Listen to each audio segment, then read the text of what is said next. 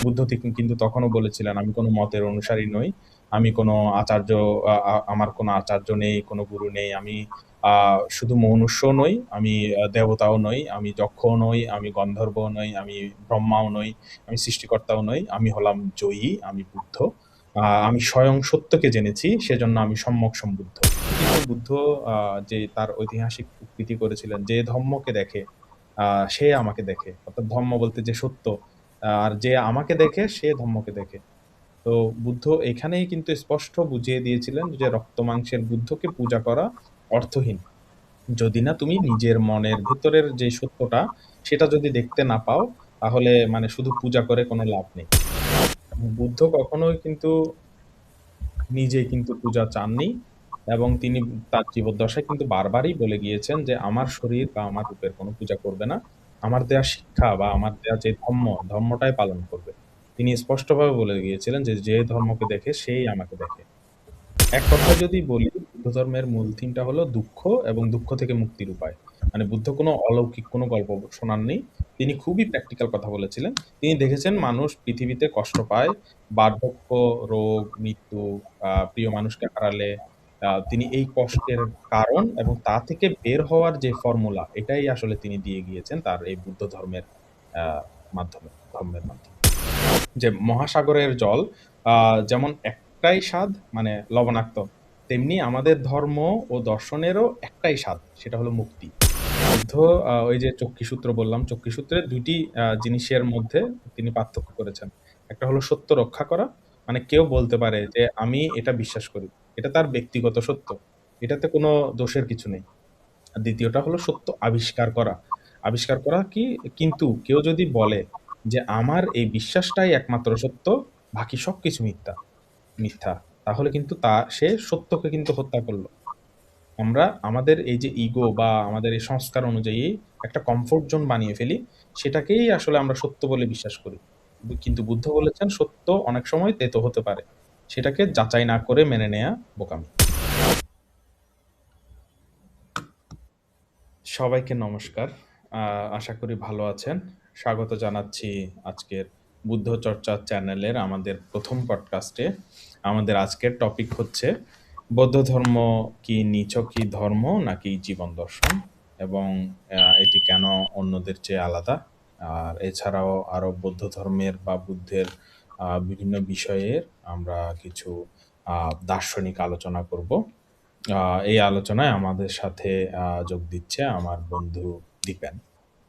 আর podcast করার আগে ভিউয়ার্সদের জন্য বলতে চাই, আমরা বুদ্ধ চর্চা চ্যানেলের পডকাস্টের উদ্দেশ্যই হচ্ছে বুদ্ধের প্রচারিত ধর্ম নিয়ে আলোচনা করা, জ্ঞান চর্চা এবং জ্ঞান দান, এবং সাথে, সাথে জ্ঞান লাভ করা।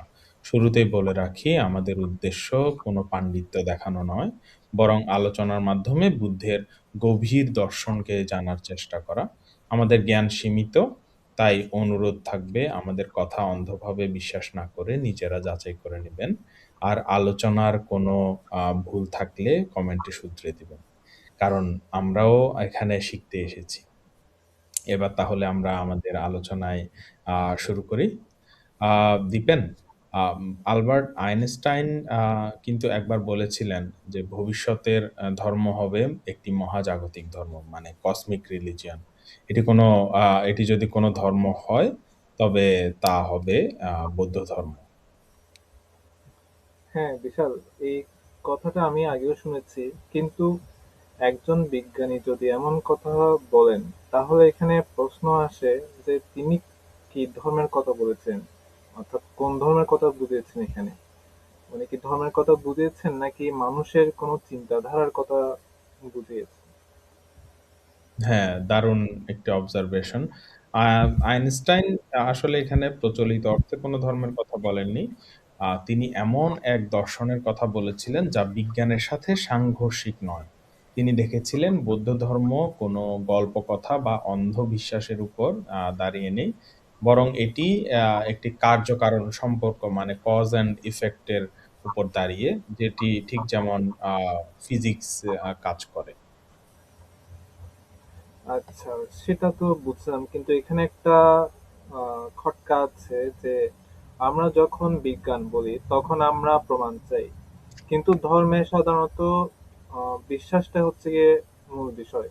তাহলে এই ক্ষেত্রে বৌদ্ধ ধর্ম কোন দলে পড়ে? হ্যাঁ, বৌদ্ধ ধর্ম আসলে এই বিজ্ঞান এবং ধর্মের আসলে আসলে দুটোর মাঝখানের একটি সেতু। এটি একটু বিজ্ঞানের দলে হালকা বেশি।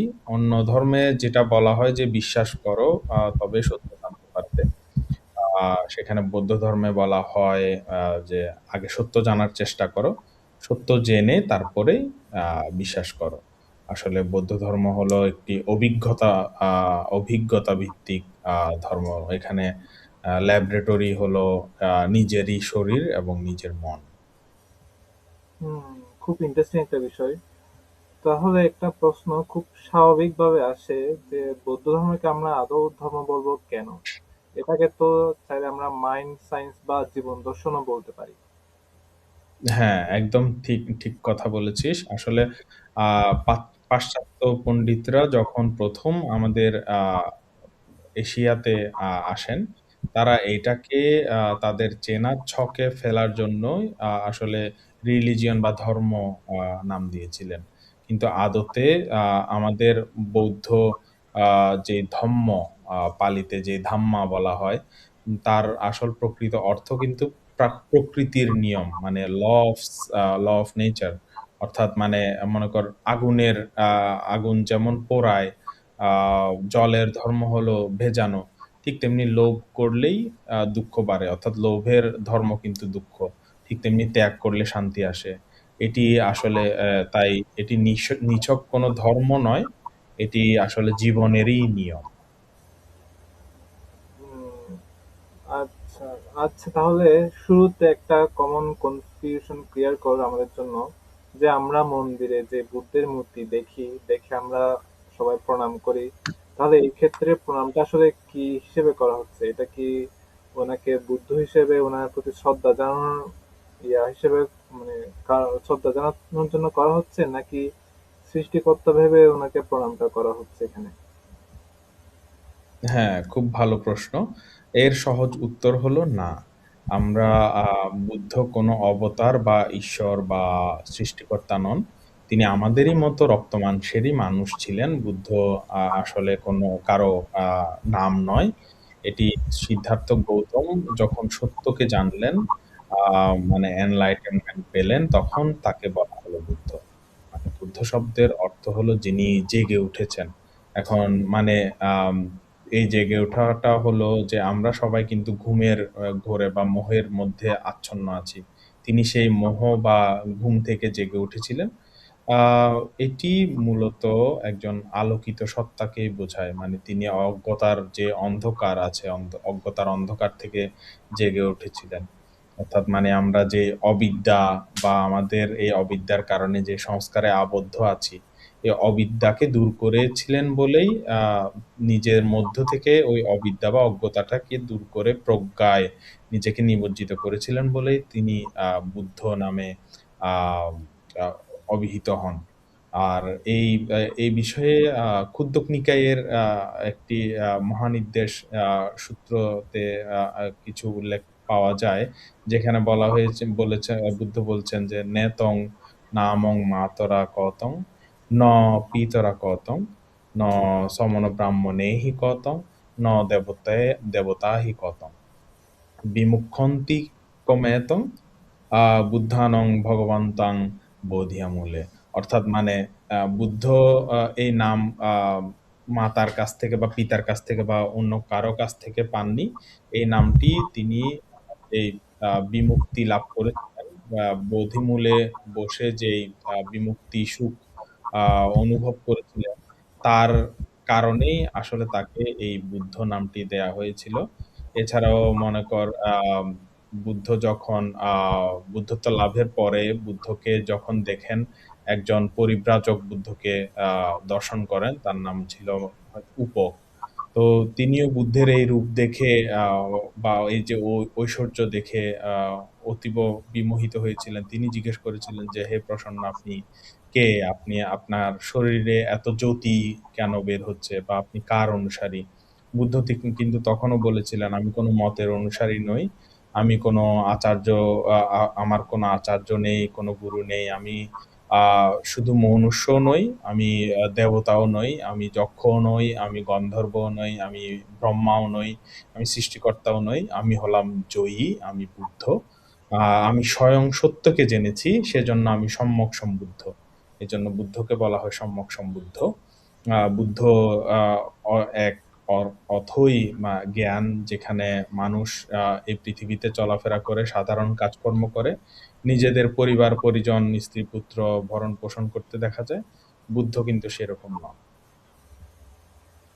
আচ্ছা, তো তার মানে উনি মানুষ ছিলেন কিন্তু নিজের চেষ্টায় নিজেকে অতি মানবীয় পর্যায়ে নিয়ে গিয়েছেন আর কি। হ্যাঁ, একদম তাই। বৌদ্ধ দর্শনে একটা আ অনন্য দিক হলো এখানে জাগরণ বা বুদ্ধত্ব কোনো জন্মগত অধিকার নয়। আবার কোনো বিশেষ আ বিশেষ কোনো সত্তার একচেটিয়া কোনো ব্যাপারও না। যে কেউ চেষ্টা করলে, অনুশীলন করলে, প্রজ্ঞার মাধ্যমে এই অবস্থায় পৌঁছাতে পারে। বৌদ্ধ ধর্মে বলা হয় বুদ্ধ কোনো অলৌকিক চরিত্র না। এটা কোনো এক ধরনের জাগ্রত অবস্থা। এই অবস্থায় পৌঁছানোর দরজাটা সবার জন্য খোলা। আর এখানে সবচেয়ে শক্তিশালী যে কথাটা আছে, মুক্তি বা বুদ্ধত্ব বাইরের কোথাও নয়। এটি মানুষের নিজের ভেতরেই নিজের ভেতরেই কিন্তু লুকায়িত আছে। আচ্ছা, অর্থাৎ আমরা আমাদের জন্য চাইলে এটা বুদ্ধ হওয়াটা সম্ভব, কিন্তু সেটা আমাদের মধ্যে এরকম হ্যাঁ, মানসিক শক্তি থাকতে হবে আর কি। থাকতে হবে। অবশ্যই। আচ্ছা আচ্ছা, তাহলে বিশাল, এখানে বুদ্ধ কোনো সৃষ্টিকর্তা বা ঈশ্বর নন, তিনি একজন মানুষ। কিন্তু আমরা আবার যখন তাকে বন্দনা করি, সেখানে আমরা যখন বলি নমঃতস্যা ভগবতো অরহত, তো এখানে ভগবত অর্থাৎ ভগবানকে বোঝানো হচ্ছে। তো আমরা তাহলে এই বর্ণনা করার সময় এই ভগবানটা বলছি কেন? ভগবান মানে তো আমরা জানি যে সেটা গড বা ঈশ্বর, তাই না? এটা এই ক্ষেত্রে আহ এই মতে মানে স্বমত বিরোধী বা কন্ট্রাডিক্টরি হলো না এই বিষয়টা? হ্যাঁ, আসলেই। হ্যাঁ, তুই কারেক্ট পয়েন্টেই ধরতে পেরেছিস। এটি একটি খুব কমন কনফিউশন। আসলে সমস্যাটা বুদ্ধের নয়। এই সমস্যাটা হলো ভাষার যেই পরিবর্তন বা বিবর্তন বা আমাদের যেই অনুবাদের পরিবর্তনটা। আসলে প্রাচীন ভারতে বা পালি ভাষায় ভগবান শব্দটির অর্থ আর আজকের বাংলায় ভগবান শব্দের অর্থ এক না। আ বৌদ্ধ শাস বৌদ্ধ শাস্ত্রে বিশেষ করে বিশুদ্ধি মার্গে এবং মহানির্দেশ আ যেই আ গ্রন্থ রয়েছে, এখানে ভগবান শব্দটিকে ভেঙে খুব সুন্দর করে ব্যাখ্যা দেওয়া হয়েছে। আ আর সেটা হলো পালি ব্যাকরণে যেটা আছে যে ভগবান শব্দটি এসেছে কিন্তু ভগ্ন শব্দ থেকে। ভগ্ন। ভগ্ন মানে হলো ভেঙে ফেলা বা ধ্বংস করা। আচ্ছা, তো এখানে ভেঙে ফেলা অর্থ কি বুঝিয়েছে, অর্থাৎ উনি কি ভেঙেছেন এখানে?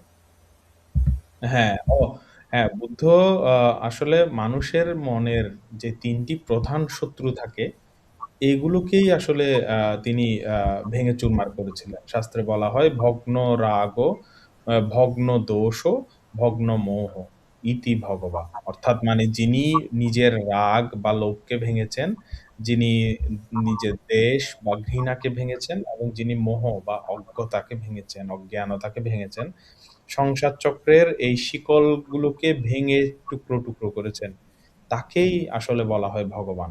এখানে ভগবান মানে কোনো সৃষ্টিকর্তা নয়। এখানে ভগবান মানে যিনি অশুভকে জয় করেছেন। এখানে রাগ, দ্বেষ, মোহ বা অজ্ঞানতা এগুলো কিন্তু অশুভ জিনিস। এই অশুভকে যিনি জয় করেছেন, এগুলোকে ভেঙে ধ্বংস করে যিনি আ সাফল্যের চূড়ায় অবতীর্ণ হয়েছেন, তাকেই আসলে ভগবান বলা হয়। হ্যাঁ, আচ্ছা, বুঝতে পারছি। এখানে আসলে এই ক্ষেত্রে এই যে লোভ বা দেশ মোহ যে তিনটা বিষয় আমরা দেখতে পাচ্ছি, এগুলো আসলে ভাঙা কিন্তু এত সহজ বিষয় না। এগুলো ভাঙার জন্য যে জ্ঞানটুকু থাকা দরকার, সেটা আমরা যারা সাধারণ মানুষ আমাদের মধ্যে এই বিষয়টা নেই। তো বুদ্ধ এটি আহ, সমাধি দ্বারা, ধ্যান ভাবনা দ্বারা বা পারমিত দ্বারা উনি সেটা লাভ করেছেন। তো এই ক্ষেত্রে ওনার এই বুদ্ধ উপাধিটা আসলে কোনো ধরনের টাইটেল না, এটা উনি এইভাবে অর্জন করেছেন আর কি। হ্যাঁ, সঠিক। এভাবেই আসলে এটা এটা আসলে মানে একটা অর্জিত উপাধি। এর মানে এই যে ভগ অর্থ হলো ভাগ্য। আবার অনেক সময় বলা হয় যে ভগ অর্থ ভাগ্য বা ঐশ্বর্য। এখন ঐশ্বর্য বলতে যে যশ, খ্যাতি বা জ্ঞান যেটা আছে। আর বান মানে অনেক সময় বলা হয় যে অধিকারী। অর্থাৎ যিনি ভাগ্য বা ঐশ্বর্যের অধিকারী, অর্থাৎ যিনি সর্বোচ্চ আধ্যাত্মিক গুণাবলীর অধিকারী, তাকেও ভগবান বলা হয়। ইংরেজিতে আহ, কিন্তু একে যে গড বলা হয় না, বলা হয় blessed one, the blessed one, the exalted one. তো হ্যাঁ, বুঝতে পেরেছি। মানে আমরা যখন বুদ্ধকে ভগবান বলি, আমরা কোনো জাদুকরী শক্তির পূজা করি বলে এইভাবে বলছি না। এটা আসলে আমরা হুম, একজন ওনার মতন একজন মহাপুরুষকে আমরা সম্মান জানানোর জন্য এই এই নাম, এই উপাধিতে আমরা তাকে সম্বোধন করি আর কি। তো যিনি সঠিক। নিজের ভেতরের সব খারাপ রিপুকে পরাজিত করেছেন, এটাই বোঝানো হয় আর কি, তাই না, ভগবানের মাধ্যমে? হ্যাঁ, ঠিক তাই। আমরা ঠিক ধরতে পেরেছিস। আমরা বুদ্ধকে ভগবান বলে মানে আমরা বুদ্ধকে গড বা ঈশ্বর পদে দেখাচ্ছি না। তিনি হলেন দ্য ব্লেসড ওয়ান। তিনি আহ, মানে এটা কোনো অন্ধভক্তি নয়। এটা হলো একজন বিজয়ী বীরকে মানে সর্বোচ্চ সম্মান জানানো। এটার জন্যই আসলে ভগবান বলা হয়। আচ্ছা, আচ্ছা, তুই বলছিলি যে বুদ্ধত্ব কোনো অলৌকিক ব্যাপার নয়, এটা একটা অবস্থা যা সবাই অর্জন করতে পারে। কিন্তু হ্যাঁ, যদি বুদ্ধত্ব সবার জন্য সম্ভব হয়, তাহলে আমাদের সবচেয়ে বড় বাধা যেটা আছে সেটা কোথায়? সেটা কি হ্যাঁ। বাইরে নাকি নিজের ভেতরে? হ্যাঁ, সঠিক।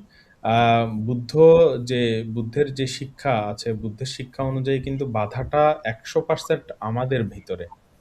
যেমন ধম্মপদে বুদ্ধ খুব স্পষ্ট করে বলেছিলেন, দিশ দিশং ইয়ং তং কইরা বেরিবা পন বেরিনং। অর্থাৎ শত্রু বা হিতাকাঙ্ক্ষী নয়, বরং মানুষের নিজের ভুলভাবে পরিচিত মনই আমাদের সবচেয়ে বড় ক্ষতি করে। অর্থাৎ আমাদের নিজের আমাদের মনটাকে আমরা যেভাবে পরিচালিত করছি, এই পরিচালিত করাটাই আসলে ডিপেন্ড করে আমরা আসলে আহ, লাভ হচ্ছে আমার নাকি ক্ষতি হচ্ছে, আমি ভালোতে যাচ্ছি নাকি খারাপে বা মন্দের ভিতরে যাচ্ছি।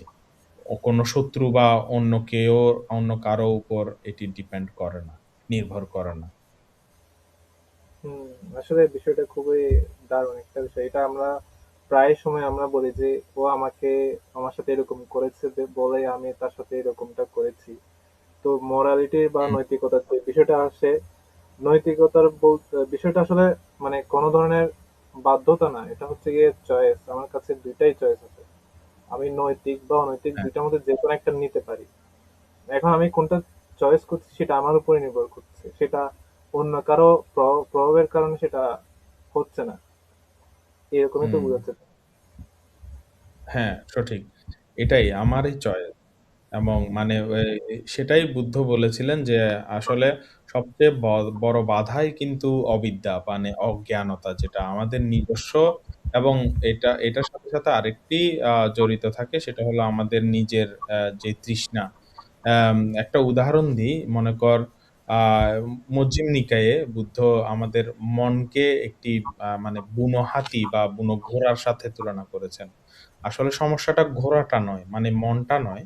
সমস্যাটা হলো ঘোড়াটা প্রশিক্ষিত নয়, মানে মনটাকে আমরা প্রশিক্ষিত করতে পারিনি আমাদের। আমরা ভাবি যে মানে আমার বস খারাপ তাই আমি রেগে যাই, বা পরিস্থিতি খারাপ তাই আমি দুঃখী। কিন্তু বুদ্ধ বলেছেন আগুন মানে পরিস্থিতি বাইরে থাকতে পারে, কিন্তু সেটাকে গায়ে মাখিয়ে জ্বলে ওঠার যে বারুদটা মানে যে প্রতিক্রিয়া, সেটা কিন্তু তোমার মনের ভিতরেই আছে। তাই যুদ্ধটা বাইরের পরিস্থিতির সাথে নয়, আহ এটা মূলত নিজের ভেতরের অসংযত যে মন আছে, এই মনের সাথে কিন্তু আমাদের এই যুদ্ধটা। হুম, বেশ গভীরের একটা বিষয় এটা। আচ্ছা, এর সাথে আরেকটা প্রশ্ন আসে, একজন মানুষ যদি নিজের চেষ্টায় বুদ্ধ হতে পারেন, তাহলে আমাদের সীমাবদ্ধতাগুলো কি সত্যি বাস্তব নাকি নাকি অভ্যাসজনিত? মানে আমি যে বলি আমি খুব রাগী বা আমি শান্ত হতে পারি না, নিজেকে শান্ত করতে পারি না, এগুলো কি পার্মানেন্ট একটা বিষয়? হুম, না, বুদ্ধের দর্শন অনুযায়ী কিন্তু এগুলো সবই অভ্যাসজনিত বা সবই কিন্তু কন্ডিশন, মানে পালিতে এটাকে বলা হয় সংস্কার। তো আমরা জন্ম থেকে যা যা প্র্যাকটিস করছি, আমাদের সমাজ, আমাদের পরিবার, আমাদের আপন মানুষজন থেকে যা যা দেখছি, আমাদের মস্তিষ্ক, আমাদের মন কিন্তু ওইভাবেই মানে সেট আপ হয়ে যাচ্ছে, সেভাবেই ওয়্যার্ড হয়ে যাচ্ছে যে ওগুলোই সে শিখছে। কিন্তু এটা কিন্তু বাস্তব বা এটা স্থায়ী নয়, এটা কিন্তু বাস্তবও নয়, এটা স্থায়ীও নয়। এটাই আসলে বিষয়। আচ্ছা, আচ্ছা, এটার কোনো কি প্রমাণ আছে? মানে বুদ্ধের সমকালীন এরকম কোনো উদাহরণ বা এরকম কোনো ঘটনা কি রয়েছে এরকম? উম এটা এরকম আ আসলে সবচেয়ে ভালো উদাহরণ হবে অঙ্গুলিমালের।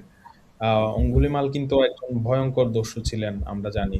যে অঙ্গুলিমাল তার গুরু দক্ষিণা দেওয়ার জন্য যে ১০০ আ আ ১০০ নাকি ১,০০০ আ বৃদ্ধাঙ্গুলি কাটার পণ নিয়েছিলেন। তো ওই ভ ওই ভ ভয়ংকর দস্যু কিন্তু অনেক মানুষ হত্যা করেছেন এবং তার অভ্যাসই কিন্তু ছিল মানুষ মারা। এমনকি তিনি তার আ সর্বশেষে তার মাতাকেও হত্যা করার জন্য আ যে আ হত্যা করার চেষ্টা করেছিলেন, তখন বুদ্ধ এসে তার মানে তাকে যে দমন করলেন, মানে বুদ্ধের সংস্পর্শে যে তিনি এসে যে তার মনকে যে রিপ্রোগ্রামটা করলো যে, এই যে হত্যা বা ভয়ংকর খুনি থেকে উনি কিন্তু একজন শান্ত মানুষ হয়ে গেলেন এবং পরবর্তীতে কিন্তু তিনি বৌদ্ধ ধর্ম গ্রহণ করেছিলেন এবং প্রব্রজ্ঞা নিয়ে কিন্তু ভিক্ষুও হয়েছিলেন। ভিক্ষু হওয়ার পরে তিনি কিন্তু অরহত্ত ফলও লাভ করেছিলেন।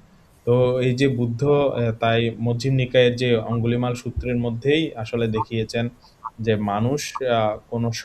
মানুষের কোনো স্বভাব কিন্তু পাথরে খোদাই করা নয়। আমরা আসলে আমাদের অভ্যাসের দাস। একটু সচেতন হলেই আমরা সেই অভ্যাসগুলো কিন্তু ভাঙতে পারবো।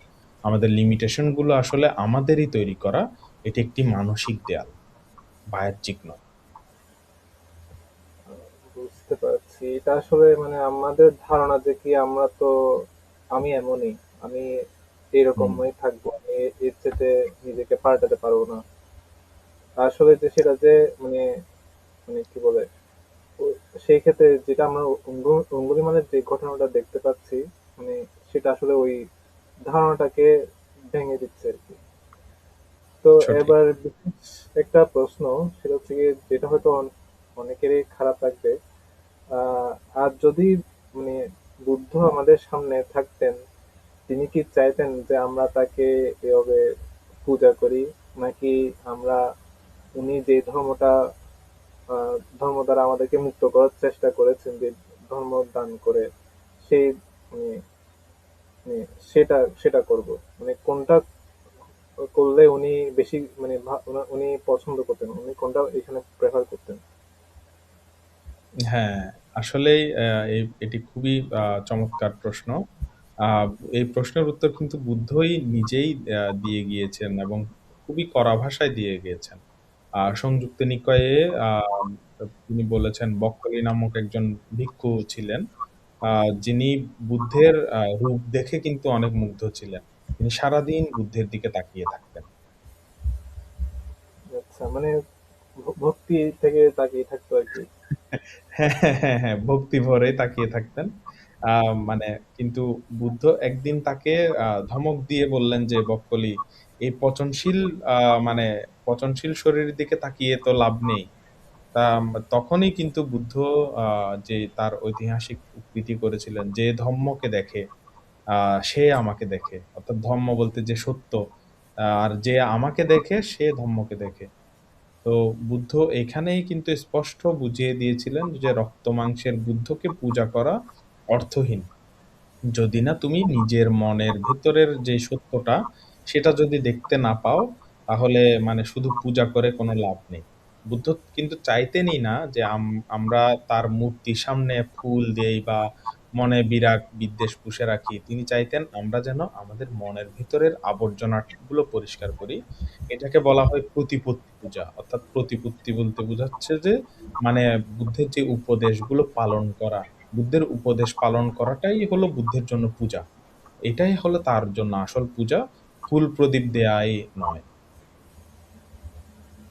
আচ্ছা, উনি আসলে চেয়েছিলেন যে আমরা যারা আহ, এখনো সেই দুঃখ মুক্তির যে জ্ঞানটা লাভ করি সেই জ্ঞান লাভ করতে পারা, ওইটাই ছিল ওনার মাত্র চাওয়া। মানে ফুল হ্যাঁ, দিয়ে বা প্রদীপ দিয়ে পূজা করা, এটা এটা নয়। সঠিক। এটাই কিন্তু যে আহ, মানে আমি যেটা বোঝাচ্ছিলাম আসলে, এটা যদি হয়ে থাকে তাহলে এখানে আবার এরকম সমস্যা আসতে পারে যে কি মানুষ বলবে তাহলে আমরা কি বুদ্ধকে ফুল প্রদীপ দেওয়াকে বন্ধ করে দিব, মানে এইরকম একটা বিষয়ে চলে আসতে পারে। না, বন্ধ করে দেওয়ার আর কোনো কারণ নেই। বন্ধ করে দেওয়ার দরকার নেই। কারণ আহ, একেবারে বন্ধ করে দিলে কিন্তু আমাদের যে শ্রদ্ধাটা আছে, বুদ্ধের প্রতি যে শ্রদ্ধাটা আছে, এই শ্রদ্ধাটা কিন্তু চলে যাবে। সুতরাং আহ, ফুল প্রদীপ একজন আহ, উনি একজন মহৎ একজন ব্যক্তিত্ব আমাদের জন্য। উনি আমাদের সবচেয়ে বড় একজন শিক্ষক, যিনি আমাদেরকে জীবনের মানে গুরু তথ্য, গুরু আসল যে আহ, সমস্যা, এটার সমাধান দিয়ে গিয়েছেন। সুতরাং তাকে শ্রদ্ধা জানানো এবং তাকে ফুল প্রদীপের মাধ্যমে পূজা করা, এটা করাই যায়। এটা স্বাভাবিক। আমরা অন্য অনেক বড় মহৎ মহৎ ব্যক্তিদেরকেও পূজা করি। পূজা করা সহজে স্বাভাবিক, এটা একেবারে বন্ধ করা উচিত নয়। কিন্তু আমাদের চিন্তা করতে হবে যে আমরা যেন শুধু পূজাতেই যেন সীমাবদ্ধ না থাকি, বুদ্ধের আসল উপদেশগুলো যেন আগে মেনে চলি। যে বুদ্ধের পঞ্চশীল পালন বলেছেন, যে চতুরার্য সত্য বা এই যে প্রতীত্য সমুৎপাদ, এই বুদ্ধের তত্ত্বগুলো যখন বুঝে বুঝে আহ, অধ্যয়ন করে এগুলো যাতে যদি পালন করি, আসল হলো পালন করা। বুদ্ধের যে ধর্মগুলো বলেছেন ওইগুলো পালন পালনেই হলো আসল পূজা। এটাই আসলে বলতে চেয়েছিলেন বুদ্ধ। হুম হুম। আচ্ছা, বুঝতে পেরেছি। তো এই ক্ষেত্রে উনি উনি ওনার চাওয়া ছিল এটাই যে আমরা যেন ওনার ধর্মটাকে ভালোভাবে পালন করি, এটাই ওনার একমাত্র চাওয়া ছিল। হ্যাঁ, একদম। মানে তিনি আমাদেরকে কিন্তু মনে কর আঙ্গুল দিয়ে চারটা দেখিয়ে দিচ্ছেন যে মানে আসল সমস্যাটা কোথায়, আসল এনলাইটেনমেন্ট বা আসল মুক্তি কোথায়। আমাদের কাজটা হলো ওই চাঁদ বা ওই সত্যটা দেখা, তার ওই আঙ্গুলটাকে পূজা করা নয়। এটাই আসলে তিনি বোঝাতে চাচ্ছেন।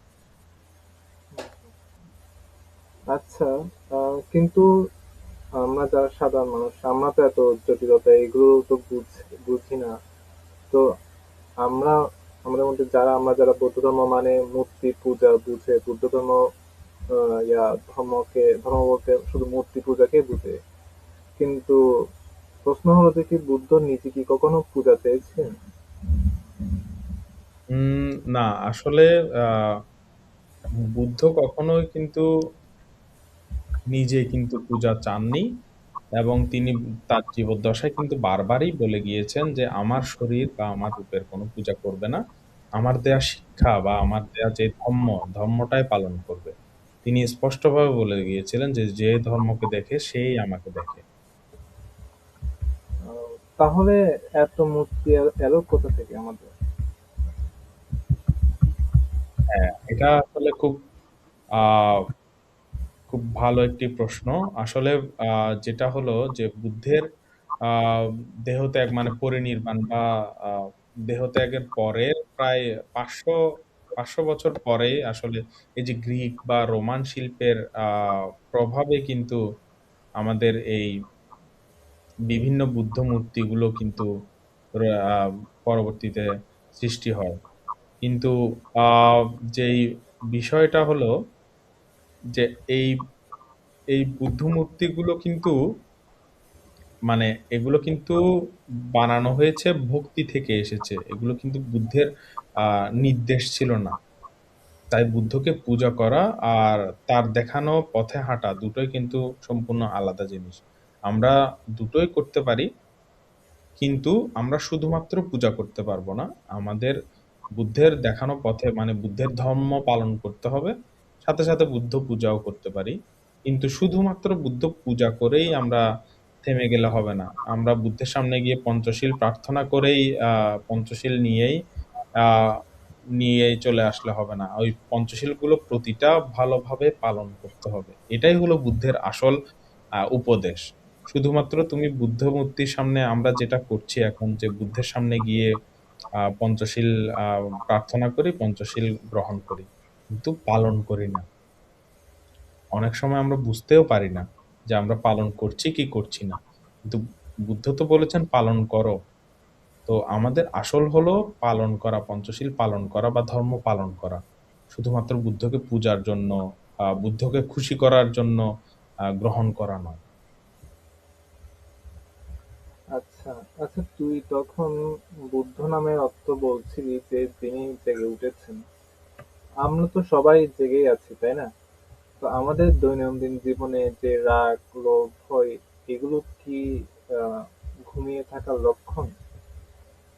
হ্যাঁ, দারুণ দারুণ পয়েন্ট। এই আধ্যাত্মিক অর্থে কিন্তু আমরা আসলে ঘুমের মধ্যেই আছি। দেখ তো, যখন তোর খুব রাগ হয়, তুই কি সচেতন থাকিস? মানে রাগের মাথায় কিন্তু এমন কিছু বলে ফেলিস যেটা পরে কিন্তু আবার অনুশোচনা করিস। হ্যাঁ, আমার তো এটা তো হয়, যখনই রাগের মাথায় উল্টাপাল্টা কোনো একটা কাজ হয়ে যায়, তখন তো আহ, আমি তো প্রায় বলি যে আমি আসলে আমার এটা রাগের মাথায় করে ফেলেছি। মানে সচেতন ভাবে যে করেছি এটা আমি বলি না কখনো, আমি বলি যে এটা রাগের মাথায় হয়েছে। হ্যাঁ, সঠিক। এটাই হলো আসলে ঘুম। মানে আমরা যখন রাগ বা লোভ বা ভয়ের বশবর্তী হয়ে মানে রোবটের মতো রিঅ্যাক্ট করি, বুদ্ধ দর্শন এটাকেই আসলে অজ্ঞানতা বা অবিদ্যা বা ঘুম বলছে। মানে আর এই জেগে ওঠা হলো এই ইমোশন বা এই যে অনুভূতিগুলো আছে, এগুলোর প্যাটার্নটা, যে কি কারণে এই ইমোশনটা হচ্ছে, এই প্যাটার্নটা ভাঙা। যখন তুই সচেতন ভাবে রাগ বা ভয়টা দেখতে পাবি, যে এই বিষয়টার জন্য আমার রাগ হচ্ছে, এই কারণে আমার ভয় হচ্ছে, তাহলে তুই কারণটা যখন জানতে পারবি, তুই কি অটোমেটিক্যালি তুই ওইটার দ্বারা কিন্তু আর কি পরিচালিত হবি না, তুই তখন কি ওইটা কন্ট্রোল করতে শিখে যাবি। আর এই কন্ট্রোল করতে যখন শিখে যাবি, তখনই কিন্তু তুই এই যে বুদ্ধ হওয়ার পথে কিন্তু পা বাড়াবি। আহ, মানে তুই বলতে চাচ্ছিস আমরা আসলে সত্যিটা ফেস করতে ভয় পাচ্ছি? হ্যাঁ, সঠিক। আমরা কি সত্য খুঁজি, নাকি এমন মত খুঁজি যেটা আমাদেরকে নিরাপদ বোধ করায়? মানে বেশিরভাগ মানুষ ধর্মের মধ্যে নিরাপত্তা খোঁজে, যে তারা চায় মানে কোনো একজন খুব সর্বশক্তিমান শক্তিশালী পিতা বা এমন একজন ব্যক্তিত্ব থাকুক, বা এমন একজন থাকুক যিনি সবকিছু ঠিক করে দিবে আমার জন্য, এটাই আমার জন্য আরামদায়ক। আর আর কিন্তু এটা সত্য নাও তো হতে পারে, তাই না? বুদ্ধ ধর্ম কমফোর্ট দেয় না। বুদ্ধ ধর্ম তোকে আরাম দিবে না। বুদ্ধ ধর্ম সত্যটা দেখাবে তোকে, যে আসলে সত্যিটা কি। সত্যটা হলো পরিবর্তনশীল। সবকিছুই পরিবর্তনশীল। কেউ তোকে কিন্তু এখানে বাঁচাতে আসবে না। তুই এখানে যেভাবে আছিস, এসেছিস কিন্তু একা, যাবিও একা। তোর তুই সম্পূর্ণ নির্ভর করিস তোর কর্মের উপর। তোর তুই এখন যা করছিস, তার ফলই তুই পরবর্তীতে পাবি। এই এই যে কঠোর সত্য, এই কঠিন সত্যটাই আসল বাস্তব। এটাই আসলে বুদ্ধ ধর্ম আমাদেরকে বারবার চোখে আঙ্গুল তুলে দেখিয়ে দেয়।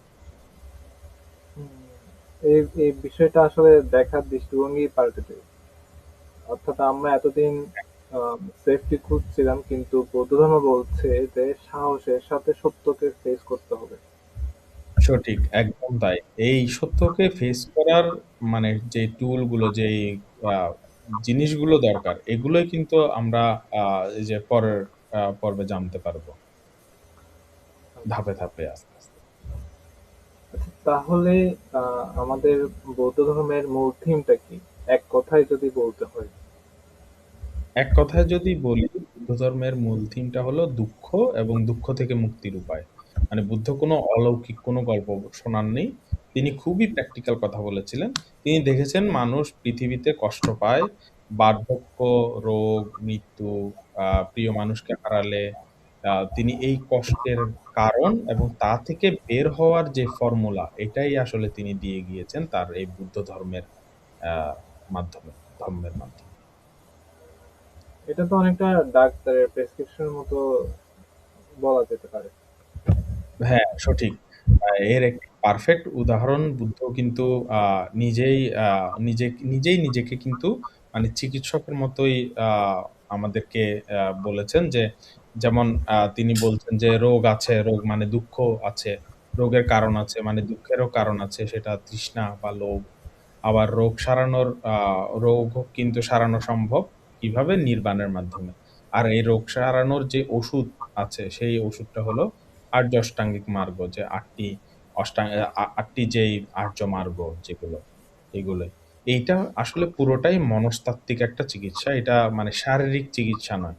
এখানে বুদ্ধ হলেন ডাক্তার, আর বুদ্ধের যেই ধর্মটা আছে সেটা হলো কিন্তু ওষুধ। আ প্রেসক্রিপশনও বলতে পারি। আর যে সংঘ মানে বুদ্ধের যেই সংঘ আছেন, ভিক্ষুগণ রয়েছেন তারা হলেন আ আমাদের নার্স বা সেবক। মানে তারা আমাদেরকে ওই ওষুধটা মানে ওই ধর্মটা সেবন করতে সাহায্য করেন। আর আমরা হলাম যে ওই রোগী।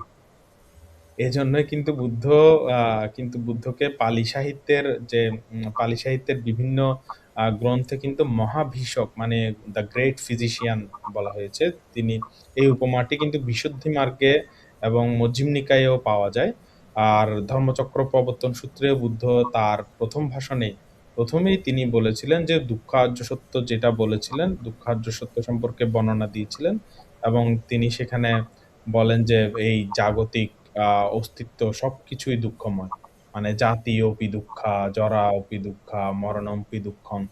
তো সুতরাং এছাড়াও তোর মজ্ঝিম নিকায়ের সুনক্ষত্র সূত্রেও তিনি নিজেকে একজন শল্যকর্তা মানে একজন সার্জনের মতো তুলনা করেছিলেন। আবার আচার্য বুদ্ধঘোষ যে বিশুদ্ধি মার্গে বলেছেন যে চতুরার্য সত্য ব্যাখ্যা করতে গিয়েও কিন্তু তিনি চিকিৎসা বিজ্ঞানের ওই উপমাটি কিন্তু উপস্থাপন করেছিলেন যে বিশুদ্ধি মার্গের আলোকে আ আসলে তখন বলা যায় যে একজন রোগী যেমন শুধু প্রেসক্রিপশন গলায় ঝুলিয়ে রাখলে বা এটাকে পূজা করলে সুস্থ হয় না। ওই যে তোর আগের আলোচনায় যেখানে বুদ্ধকে শুধু পূজা করলেই সুস্থ হতে পারবি না। প্রেসক্রিপশনটা শুধু মুখস্থ করলেও কিন্তু সুস্থ হতে পারবি না। প্রেসক্রিপশন অনুযায়ী ওষুধগুলো কিন্তু খেতে হবে। ওষুধগুলো খেলেই ঠিক তখনই মানে অর্থাৎ বুদ্ধের ধর্মগুলো সঠিকভাবে পালন করলেই এ তখন তুই কিন্তু রোগ মুক্তি পাবি বা দুঃখ থেকে মুক্তি পাবি।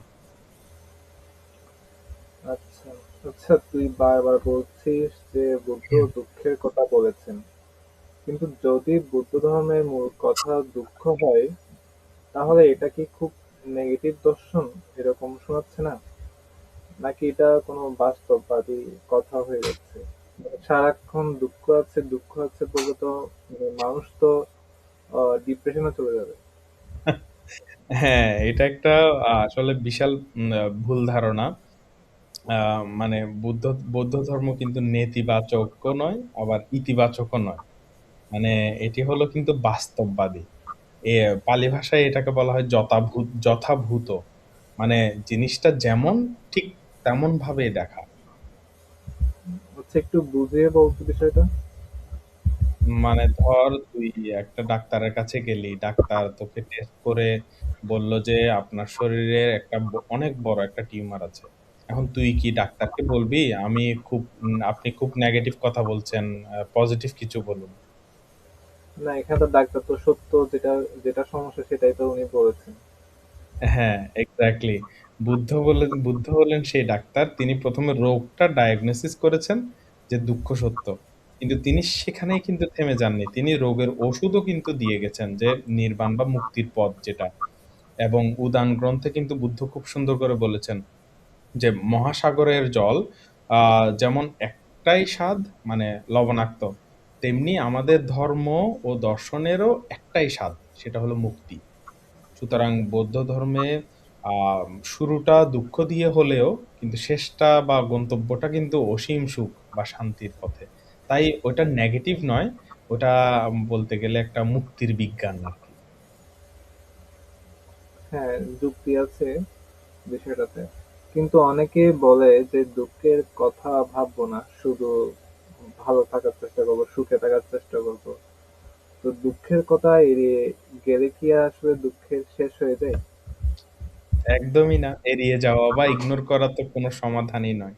বুদ্ধের প্রথম আর্য সত্য হলো দুঃখকে পরিপূর্ণভাবে জানতে হবে। ঠিক আছে?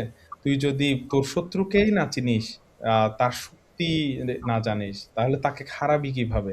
বুদ্ধ বলেছেন আমাদের সাধারণ আমরা সাধারণ দুঃখগুলোকে কিন্তু ভয় পাই। আর সেটাকে ঢাকার জন্যই কিন্তু এই যে মদ, নেশা বা সস্তা যে বিনোদন যেগুলো আছে, বিনোদন বলে থাকি। এটা অনেকটা উট পাখির মতো। পাখি যেরকম বালিতে মুখ গুজে মানে ভাবে যে এই ঝড় চলে গেছে, কিন্তু বৌদ্ধ ধর্ম বলে চোখ খোলো, মানে দুঃখের চোখের দিকে তাকাও। এর শেকড় যেটা আছে মানে তৃষ্ণা, শেকড় হলো তৃষ্ণা, এই তৃষ্ণা বের করো, সেটা উপড়ে ফেলো। ফেস না করলে কখনোই ফিক্স করা যায় না। কথা হলো সেটা। দারুণ একটা কথা। ফেস না করলে কিন্তু ফিক্স করা যায় না।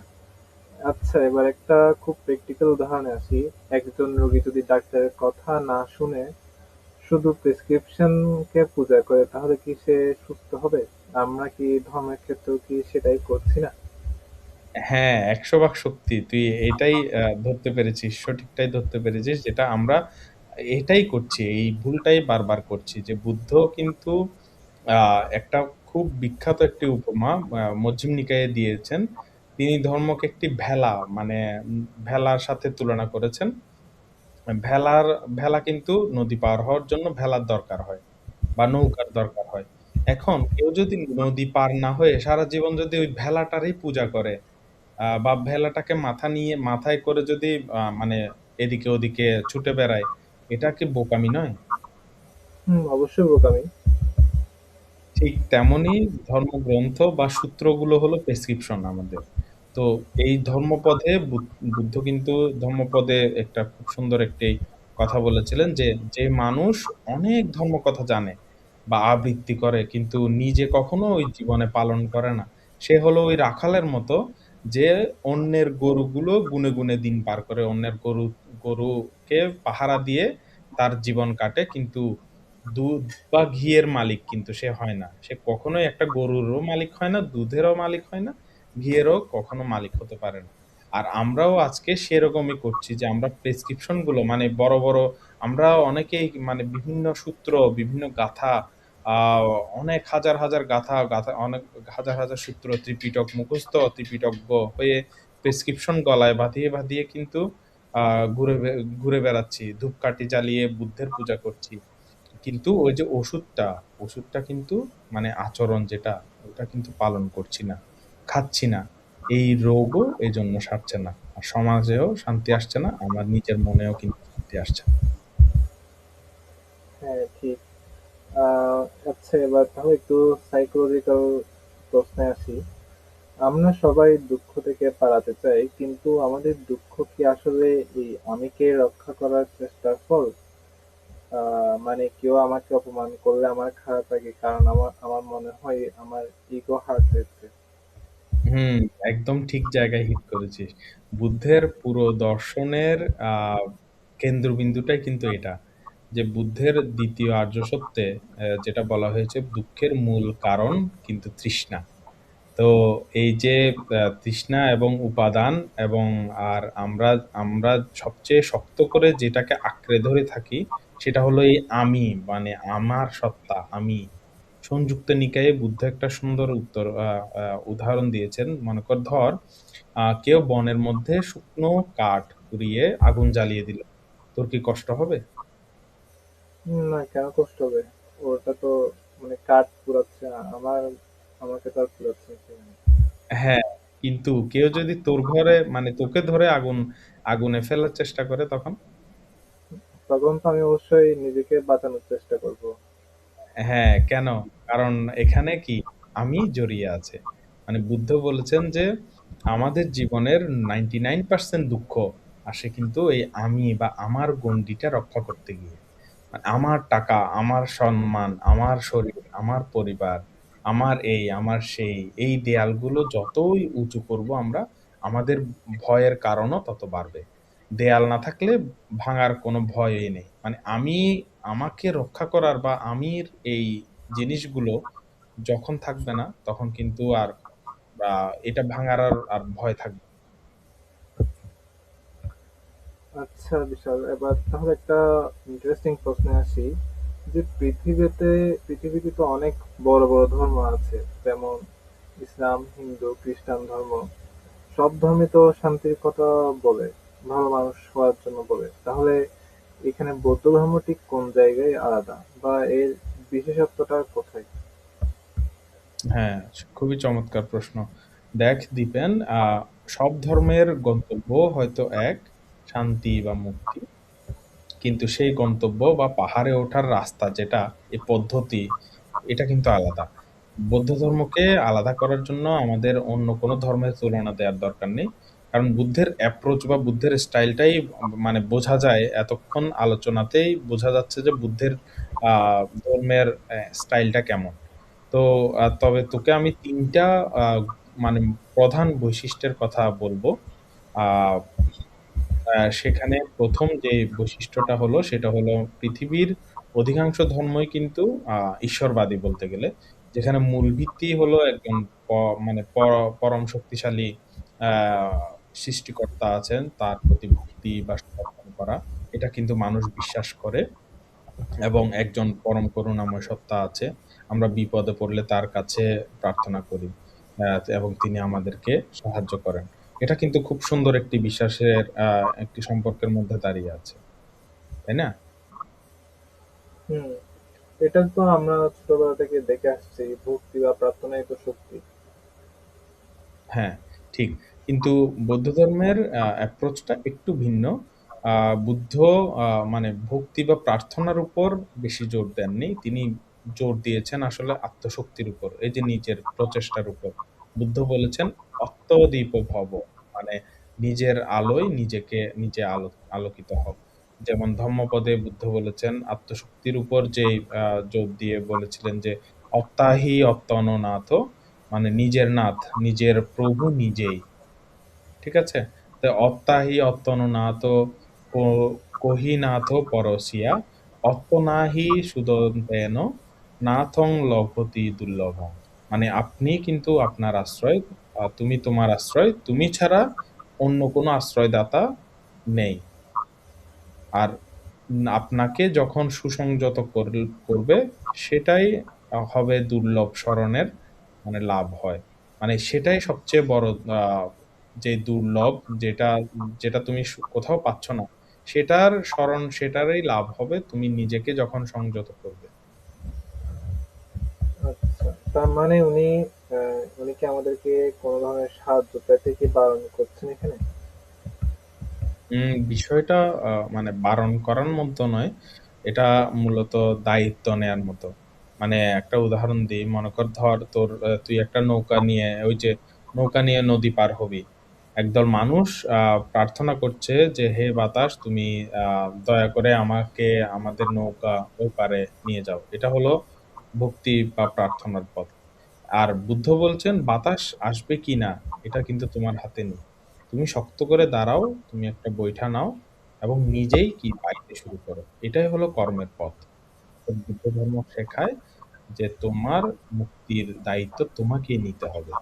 কেউ জাদুর কাঠির ছোঁয়ায় বা কেউ এসে তোমাকে তোমাকে মুক্তি দিয়ে যাবে না। তুমি নিজের মুক্তি নিজে নিবে। তোমার কর্মই তোমার ভবিষ্যৎ গড়ে দিবে।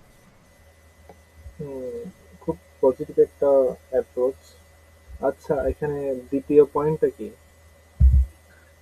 ২য় হলো সত্যকে জানার যে পদ্ধতিটা আছে, অধিকাংশ আধ্যাত্মিক পথে আ বিশ্বাস হলো ১ম ধাপ। বলা হয় আগে বিশ্বাস করো, হৃদয়ে ধারণ করো, তখনই তুমি সত্যিটা অনুভব করবে। বিশ্বাসের এই পথটা আবার কিন্তু কোটি, কোটি মানুষের মনে শান্তি এনে দিয়েছে। কারণ বিশ্বাসেই আমরা জানি যে বিশ্বাসেই মেলায় বস্তু, তর্কে বহুদূর। তো সেটা তো বিশ্বাস, ঠিক। হুম, হ্যাঁ। এখানে বিশ্বাস ছাড়া তো ধর্ম হয় না। হ্যাঁ, সঠিক। মানে বৌদ্ধ ধর্ম এখানে আসলে আহ, বিজ্ঞানের মেথড ব্যবহার করেছেন। অর্থাৎ বুদ্ধ বলেছেন বিশ্বাস করা ভালো, কিন্তু যাচাই করা তার চেয়েও বেশি ভালো। অর্থাৎ বুদ্ধের একটা বিখ্যাত উক্তি আছে, এই পশ্চিম, মানে এসো এবং দেখো। কালাম সূত্রের মধ্যে বুদ্ধ আহ বলেছিলেন যে এই কালাম সূত্রের মধ্যে বুদ্ধ বলেছিলেন যে একজন সোনার বণিককে উদাহরণটি মনে হয় জ্ঞান সমুচ্চয়, জ্ঞানসার সমুচ্চয় নামক গ্রন্থের মধ্যে পাওয়া যায়, যিনি যখন বুদ্ধ বলেছিলেন যে তাপং ছেদানং তাপচ্ছেদাত চ নিকষাৎ সুবর্ণমিব, মানে আগুনে পুড়িয়ে বা কেটে যেমন সোনা পরীক্ষা করা হয়, ঠিক তেমনি স্বর্ণ পরীক্ষা যেভাবে করা হয় আমার কথাও তেমন ভাবে পরীক্ষা করো। এটার মানে কি উনি সবকিছুতে কি সন্দেহ করার কথা বলছেন এখানে?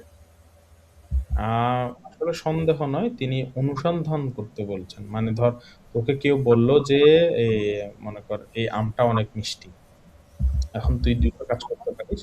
একটা হলো আহ ওই তার কথা মেনে নিয়ে, তার কথা বিশ্বাস করে মেনে নিলি যে আমটা মিষ্টি। আর দ্বিতীয়টা হলো কি, আমটা নিজে খেয়ে টেস্ট টেস্ট করে দেখলি যে এটা মিষ্টি কি না। বুদ্ধ বলেছেন দ্বিতীয় কাজটা করার জন্য, যে আমরা আমার কথা অন্ধভাবে মানার কোনো দরকার নেই। আমি যে ধ্যানের কথা বলছি ওই ধ্যানটা প্র্যাকটিস করো। ওই প্র্যাকটিস করে দেখো যে তোমার রাগ কমছে কিনা, তোমার মন শান্ত হচ্ছে কিনা, তবেই আমার ধর্ম গ্রহণ করো। মানে এটা আসলে বিলিফ সিস্টেমের চেয়েও বরং এডুকেশন সিস্টেমটা একটু বেশি বুদ্ধের ধর্মে। আচ্ছা, আচ্ছা, যদি ধর্ম শুধু বিশ্বাসের বিষয় হয় তাহলে আচরণ বদলানোর দরকার কেন? আমি মনে মনে বিশ্বাস করলাম কিন্তু কাজ যা খুশি তাই করলাম, এখানে সমস্যা কোথায়? এখানে সমস্যাটা হলো কর্মফল। বৌদ্ধ দর্শনে বিশ্বাস দিয়ে আসলে তেমন কিছু যায় আসে না। আহ চেতনা বা আচরণই হলো সবচেয়ে বড় আহ গুরুত্বপূর্ণ বিষয়। বুদ্ধ বলেছেন চেতনাহং বিক্ষোভে বিক্ষোভে কম্মং বদামি, মানে আমি চেতনা বা ইচ্ছা শক্তিকে কর্ম বলি। তোর বিশ্বাস খুব স্ট্রং, কিন্তু তুই যদি রাগের বশে কাউকে গালি দিয়ে ফেলিস, বা রাগের বশে কাউকে ঠকাস, বা কাউকে আঘাত করিস, তোর ওই বিশ্বাস কিন্তু তোকে বাঁচাতে পারবে না। আগুনের উপর মনে কর হাত রেখে যদি তুই বলিস যে তুই বিশ্বাস করিস যে আমার হাত পুড়বে না, আগুন কি সেটা শুনবে? না, হাত তো এমনিতেও পুড়ে যাবে তখন। ঠিক তাই, বৌদ্ধ ধর্ম কোনো ওই ধরনের বিলিফ সিস্টেম নয়, এটা একটা বিহেভিয়ারাল ট্রেনিং প্রোগ্রাম, যেখানে শীল বা নৈতিক চরিত্র যেগুলো হলো ওইগুলো হলো ফাউন্ডেশন। আচরণ না বদলালে মনের ময়লা কিন্তু দূর হবে না। আর মন পরিষ্কার না হলে হাজারটা মন্ত্র পড়লেও কোনো লাভ নেই, হাজার জিনিস তো বিশ্বাস করলেও কোনো লাভ নেই। এটাই হলো বুদ্ধ ধর্মের বটম লাইন। হুম, তোর এই কথা থেকে একটা প্রশ্ন মাথায় আসছে। বিশ্বাস যদি পরীক্ষা করা না যায় তাহলে সেটা সত্য আর কল্পনার মধ্যে কোথায় দাঁড়ায়? মানে আমি যদি এমন কিছু বিশ্বাস করি যার কোনো প্রমাণ নেই, সেটা কি আসলে হ্যালুসিনেশন বা কল্পনা এরকম? আহ খুব সেনসিটিভ প্রশ্ন, কিন্তু খুবই জরুরি একটি প্রশ্ন। বুদ্ধ চক্কিসূত্র, চক্কিসূত্রে ঠিক এই বিষয়টি আসলে ব্রাহ্মণদের সাথে এই বিষয় নিয়ে কথা বলেছিলেন মজ্জিম নিকায়ে। বুদ্ধ বলেছেন অন্ধবিশ্বাস হলো অন্ধের শাড়ির মতো। অর্থাৎ অন্ধের সারি বলতে অন্ধ মানুষ একজন আরেকজনের হাত ধরে ধরে যে লম্বা লাইন ধরে যেটা হেঁটে যায়, এটা হলো অন্ধের সারি। অর্থাৎ সামনের জন্য কিছু দেখছে না, মাঝখানের জন্য কিছু দেখছে না, আবার পিছনের জন্য কিন্তু কিছু দেখছে না। পরীক্ষা ছাড়া বিশ্বাস আসলে সত্য নয়। এটা বড় জোর একটা মতামত বা মানসিক সান্ত্বনা হতে পারে, কিন্তু কল্পনার সাথে এর আসলে খুব একটা তফাৎ নেই। তাহলে আমরা কি সত্যকে বিশ্বাস করি নাকি বিশ্বাসকে সত্য বানিয়ে নিই?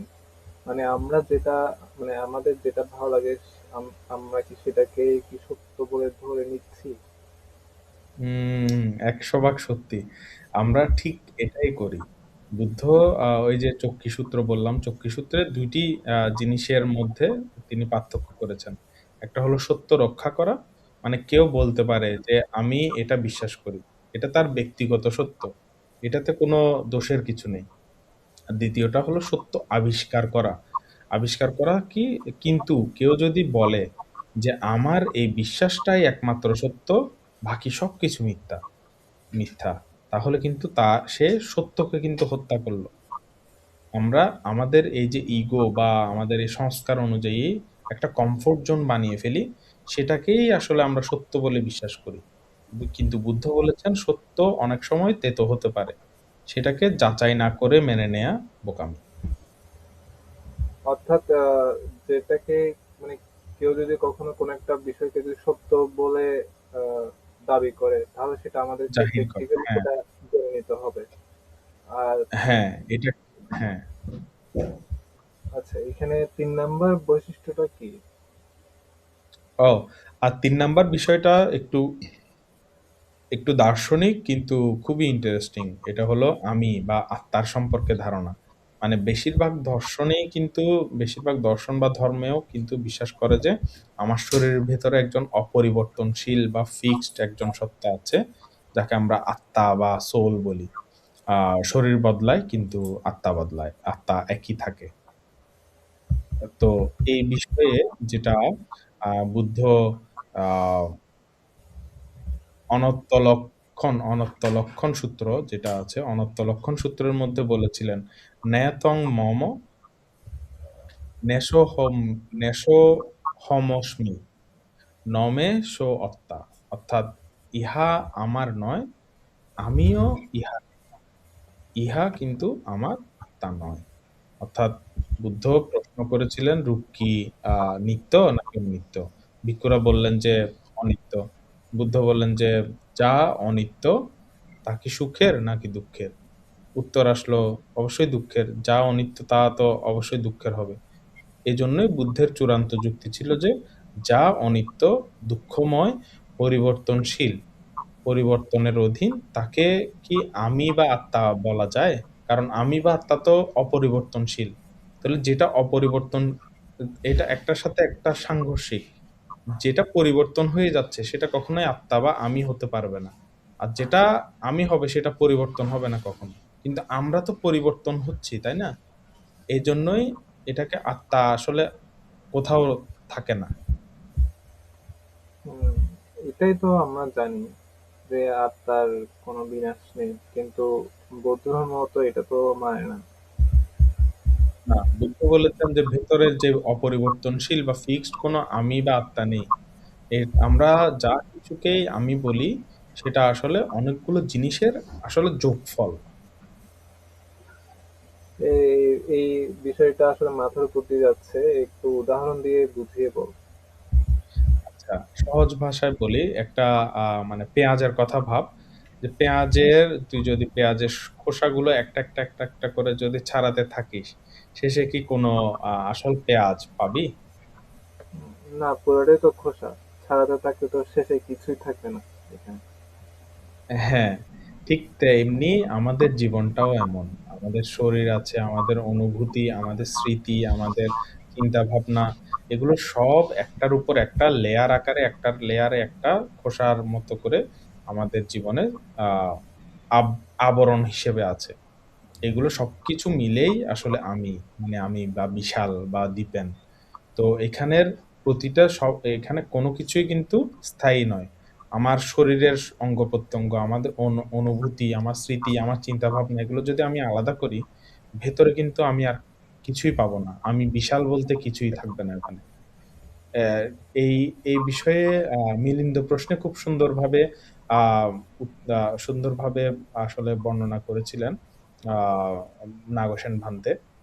যে একটা গাড়ির কথা, বা তিনি রথের উদাহরণ দিয়েছিলেন। আমি এখানে গাড়ির উদাহরণ দিচ্ছি। যে গাড়িতে ইঞ্জিন থাকে, চাকা থাকে, স্টিয়ারিং থাকে, বডি পার্টস থাকে, গ্লাস থাকে। তো এগুলো সবকিছু যদি আলাদা করে ফেলিস, গাড়ি নামক যে জিনিসটা ওটা কি আর কোথাও আছে? না, ওটা তো আর থাকে না, থাকে না তো সেটা। গাড়ি নামে কোনো কিছু থাকে না। হ্যাঁ, সঠিক। তো তো এটাই আসলে বুদ্ধ বলছেন যে বুদ্ধ দর্শন এখানে এই যে ইউনিক যে কথাটা বলেছেন যে আমাদের জীবনটা কোনো স্থির বস্তু নয়, এটা একটা প্রবাহ।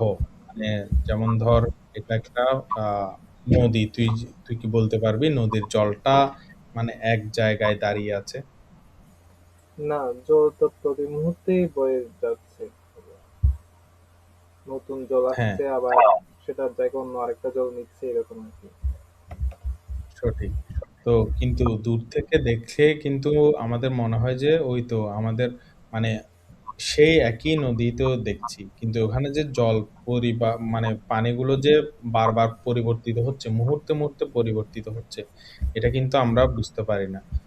ঠিক সেজন্যই বুদ্ধ বলেছেন যে আমাদের জীবনটাও ওই নদীর মতো, আমাদের চিন্তা চেতনা শরীর এই সব প্রতি মুহূর্তে কিন্তু পাল্টাচ্ছে, সেকেন্ডে সেকেন্ডে মুহূর্তে মুহূর্তে পাল্টাচ্ছে। ছোটবেলার দীপেন আর আজকের এই দীপেন কিন্তু এক মানুষ নয়, এটা আবার আলাদাও নয়, এটা একটা কন্টিনিউয়াস প্রসেস। মানে এই যে পরিবর্তনটা, এটাই কিন্তু একমাত্র সত্য।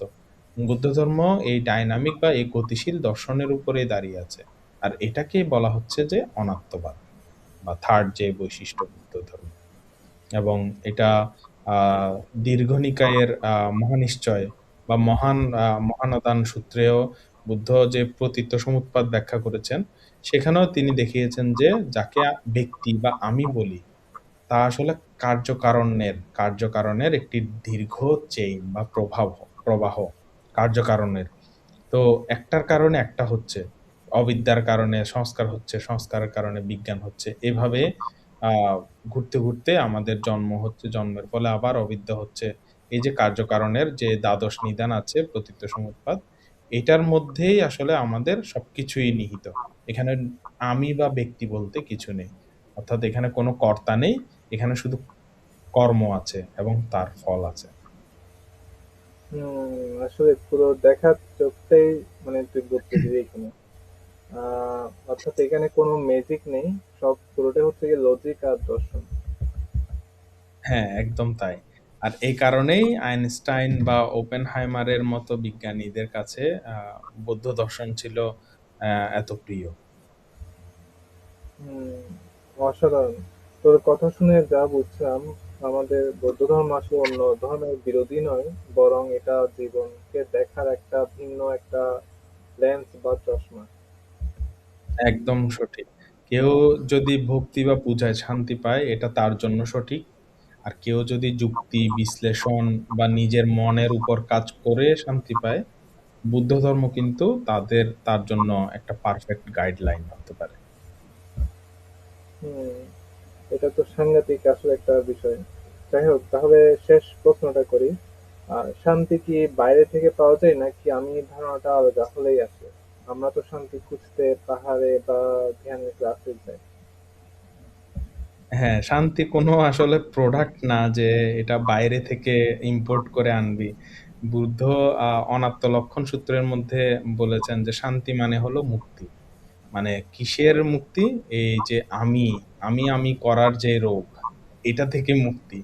মানে এর সহজ উদাহরণ হলো, তোর হাতটা যখন তুই শক্ত করে মুঠি করে রাখ, কিছুক্ষণ পরে কিন্তু দেখবি যে হাতে ব্যথা হবে, টেনশন হবে, বা হাতে আর রাখতে পারবি না। এখন শান্তি পেতে হলে তুই কি করবি? হাতটা হাতে কোনো মলম লাগাবি, নাকি এই মুঠিটা আলগা করে এরকম করে ছেড়ে দিবি? মুঠিটা আলগা করে দিলে তো আসলে ব্যথাটা আর থাকতেছে না। ঠিক তাই। এখানে এই যে শক্ত করে মুঠি হলো, এটা হলো আমার বোধ বা আমার ইগো, যেটা আমরা সবকিছুকেই এভাবে ধরে রাখতে চাই। আমার মুঠি খুলে দেওয়া হলো নির্বাণ। মানে আমি যখন মুঠি খুলে দেব, এটাই হলো নির্বাণ, শান্তি। বুদ্ধ বলেছেন শান্তির বাইরে, শান্তি কিন্তু কিছুর বাইরে নেই, শান্তি আছে ছেড়ে দেওয়ার মধ্যে, লেটিং গো। এই যে মুষ্টিটা ছেড়ে দিলেই শান্তি। যখন তুই যখনই তুই এইটাই বুঝবি যে আমিটাই আসল কারণ, আমিটাই একটা মরীচিকা, আমিটাই আসলে আহ মিথ্যা, তখন আর কোনো কিছুই হারানোর ভয় থাকবে না। আর যেখানে ভয় নেই, সেখানেই কিন্তু শান্তি। তোর এই মুঠির উদাহরণটা খুব ভালো ছিল। মানে শান্তি পাওয়ার জন্য নতুন কিছু করতে হবে না, শুধু এই ভুল ধারণাগুলোর বাঁধন আলগা করতে হবে। হ্যাঁ, একদম তাই।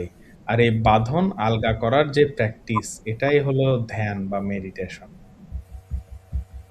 হ্যাঁ, সব শুনে মনে হচ্ছে এটা ২,৫০০ বছর আগের পুরোনো কোনো ধর্ম নয়, বরং মডার্ন সাইকোলজি। কিন্তু আজকের এই স্মার্টফোন আর টেনশনের যুগে এর প্রাসঙ্গিকতা কতটুকু? আজকে তো এর প্রয়োজন সবচেয়ে বেশি। আমরা ডিপ্রেশনে ভুগছি, মানসিক শান্তিতে নেই। আম মানে বুদ্ধের শেখানো যে মেডিটেশন বা মাইন্ডফুলনেস, এগুলো কিন্তু Google, Apple এর মতো বড়, বড় কোম্পানির বা অফিসে কিন্তু প্র্যাকটিস করা হয়। কারণ মনকে শান্ত করার টেকনোলজি কিন্তু বুদ্ধই ১ম আবিষ্কার করেছিলেন। হুম, দারুণ। তাহলে আমরা জানলাম বৌদ্ধ ধর্ম শুধু উপাসনা নয়, এটি মনকে ট্রেনিং দেওয়ার একটা পদ্ধতি। তো পরের পর্বে আমরা কি জানবো? হ্যাঁ, পরের পর্বে আমরা আসলে টাইম মেশিনে করে আ ২,৫০০ বছর পেছনে চলে যাবো। জানবো একজন রাজপুত্রের গল্প। যার সব ছিল তবুও তিনি কেন মাঝরাতে এই যে স্ত্রী, সন্তান এবং তার রাজ্য সবকিছু ছেড়ে বাইরে চলে গেলেন যে সিদ্ধার্থ থেকে বুদ্ধ হওয়ার জন্য। ঠিক আছে, তাহলে দেখা হচ্ছে পরের এপিসোডে। ভালো থাকবেন সবাই। ভালো থাকবেন।